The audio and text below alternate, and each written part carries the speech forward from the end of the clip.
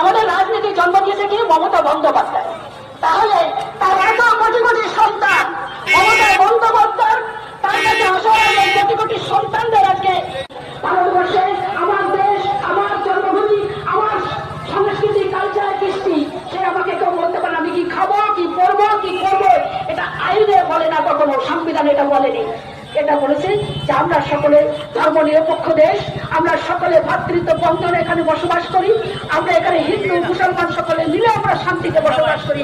খ্রিস্টান, জৈন, মতুয়া, বৈষ্ণব যে যে ধর্মের আছে না কেন আমরা সকলেই কিন্তু একে অপরের সঙ্গে ভ্রাতৃত্ব বন্ধনে বসবাস করি। আমরা বিদেশি নয়। যখন দেশ স্বাধীন হয়েছিল তার আগে পূর্বপুরুষ আমাদের এই দেশে জন্মগ্রহণ করেছে, তারা বিদেশ থেকে আসেনি। আমি বলবো ভারতের নরেন্দ্র মোদী, অমিত শাহকে, যদি আপনাদের আমাদের বিতাড়িত করতেই হয়, যদি আপনাদের হিন্দুদের বিতাড়িত করতেই হয় মতদের, তাহলে ডিএনএ টেস্ট করান কারা ভারতবর্ষের এই জায়গায় মূল নিবাসী, আদিবাসী, এসসি, এসটি মূল নিবাসী।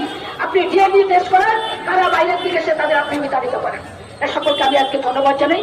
আমি আমার পার্টিকে, আমি তৃণমূল কংগ্রেসকে ধন্যবাদ জানাই যে হয়তো আজকে এই মঞ্চে সৌভাগ্য হয়েছে আমার বলার, এবং আমি তাকে ধন্যবাদ জানাই যার নেতৃত্ব কথা বলার শোনার জন্য আমরা এসেছি। তার কথা বলে আমি বলবো যে প্রথম আমাদের যদি পৃথিবীতে